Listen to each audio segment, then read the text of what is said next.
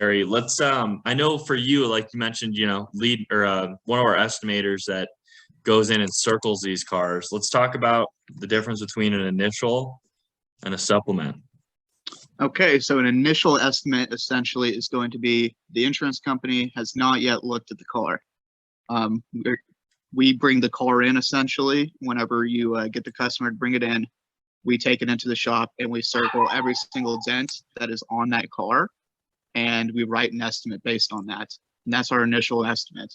And then insurance company will also come and look at the car and write their initial estimate. That's what that is. A supplement would be the insurance company has already seen the vehicle. They've already gone out and written an estimate on the vehicle. We receive that estimate, and then we have to write a supplemental estimate asking for what was missed, essentially. Right. Yeah, those initials and supplements, they always line up perfectly, don't they? Yeah, I mean, it is what it is. So basically, I know one of the really important things is when that initial supplement comes in, that's the easy version, right? We filed the claim with the customer and they're dropping off the car the same day. That process can definitely be a little less intensive just because, that we're not fighting with the insurance company as much. Or I guess you can talk to us a little bit more, like the customer's not as involved, right? It's more between the shop and the insurance company on an initial, right? Yes. If the insurance company hasn't seen the vehicle or anything yet, then it's much easier because they will come and see the car at our shop. For a supplemental, for example, insurance company has already gone out to that person's house and written it. They've written that customer a check already for, say, $2,000 or whatever it might be. And the repairs might cost $5,000 in actuality. And so whenever that customer brings that car in, they are on the hook for that $2,000 that the insurance company has already paid them. But they've been paid by the insurance company. They just have to make sure that that check goes to us is the thing. Right. And even like the negotiations, because that's always something that we talk about. The difference between like the DRP is they don't really have to jump through the same hoops that we do. Correct. And a lot of times those DRPs, they will have, for example, if it's a State Farm DRP, there will be a guy in that building who is works for State Farm, essentially certified by State Farm to write their estimates. And so he's purposely going to be on the lighter end of things.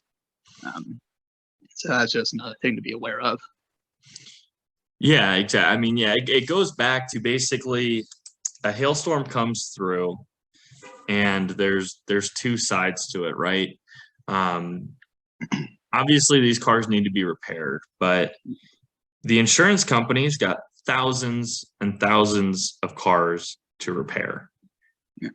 They're trying to save money every chance and opportunity they get. Yeah. And that's why we see that huge difference in that initial payment. Yep. And another thing going forward is, a couple of years ago, you would always see it wouldn't really matter for the insurance company. An adjuster would come out and look at the car. After COVID and things like that, now the advancement and proliferation of Zoom and other video calling services, a lot of adjusters don't even go out and look at the vehicles anymore.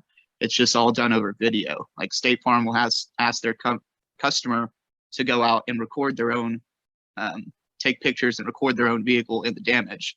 A lot of times this is never done in ideal conditions for it. I mean, it's hail. It's very difficult to see from a video, especially if you don't know the correct lighting and how to see it. And so these insurance companies are taking this video and say, okay, here's $500. The customer's none the wiser, and they might think, oh, $500, I could just, get this fixed on my own down the road or something like that. I need this $500 right now. They don't realize it's actually like a $5,000 repair, and they just got shorted big time. Absolutely. I can talk to experience that. I had a customer, his name was Juan, and he had a beautiful, I don't know if you remember this car or not, but out of the 600 we did last year, it was a green Charger, brand new car. And I actually was out in the neighborhood and I saw him doing a video of his car on the phone with a State Farm estimator. I pulled up and I'm like, hey, are you on the phone with State Farm right now? And he was like, who the heck is this guy? And like, I basically just like came up to him. I'm like, yep. So your car's got a ton of hail damage on it. That's what I'm doing out here. Let me help you out with this estimate. And basically did the step-by-step through with State Farm. And it's literally just a guy on the other end being like, all right, let's take a look at the hood of the car, how many dents are on there. And I'm behind him and I'm like, yep, this hood's maxed out. It's going to be a replacement. And then like same thing with the roof. And then he's like, we're going through the different sides, the deck lid, the quarter panels, everything like that.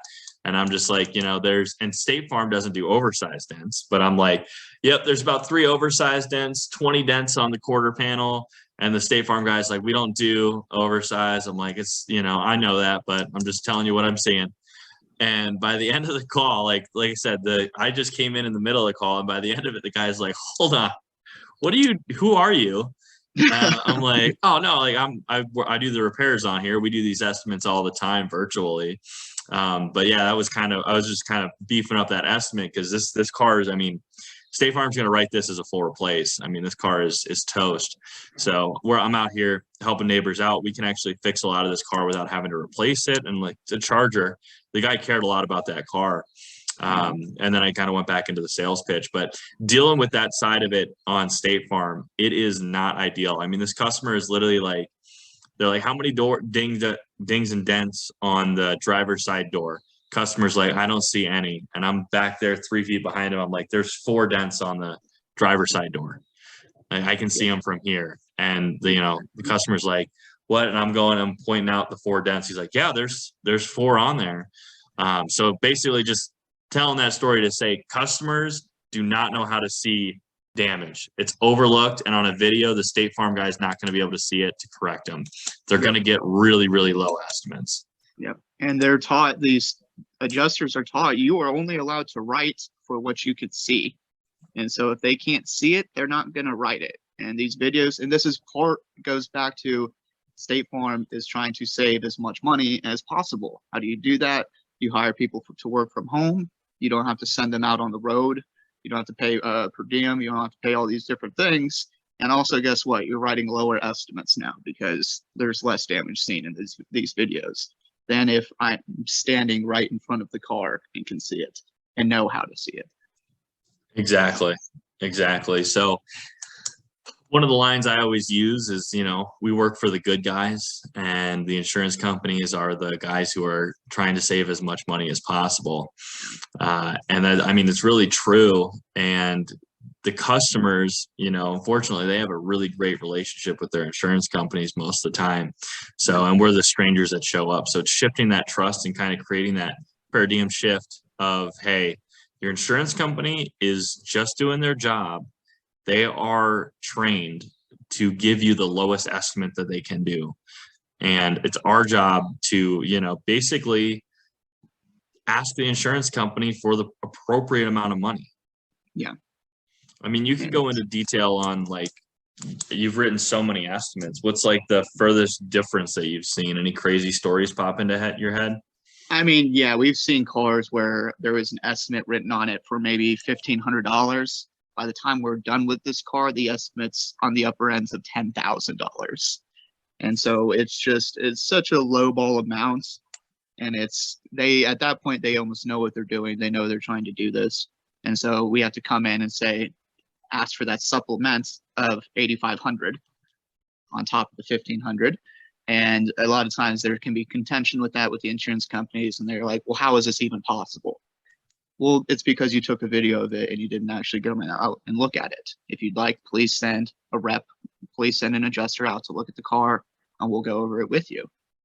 And we get our money is the thing. We're right. We're not going to write something that isn't there. We always are writing for what the damage is.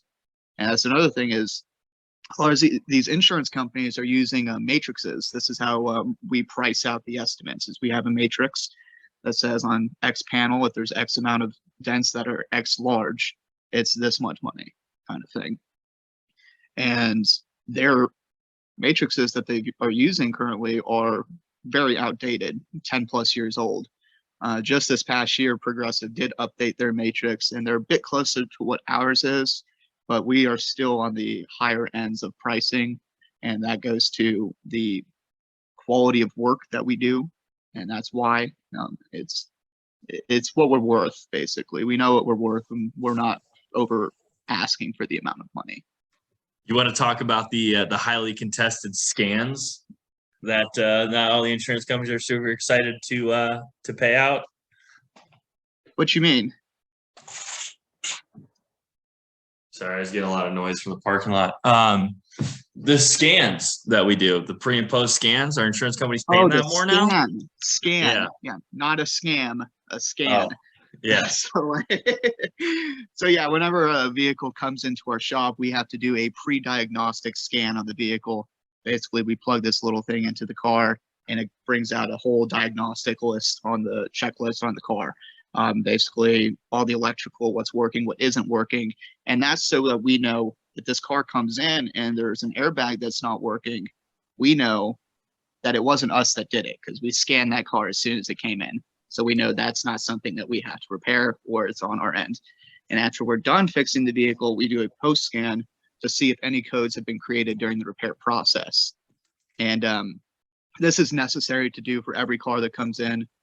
Knowledge is power, and the more you can communicate and come from a place of confidence with your customers, the better credibility that you're going to get. And like we mentioned, this stuff, we go back and forth with the insurance company on whether or not they should pay this or that. It's not like we're making stuff up. I mean, this is stuff that we do to the cars, whether we get paid for it or not. It's part of our process, and we make sure it gets taken care of. But it also costs money, and the insurance company is required to make the customer whole again. And that's what that contract is when you pay your premiums every month. If something is to happen to your car, your insurance company will make you whole again. And that's where we come in, with the repairs done, and our costs are what our costs are. And that's what we're invoicing to the insurance company, essentially, right? Yeah, exactly. I mean,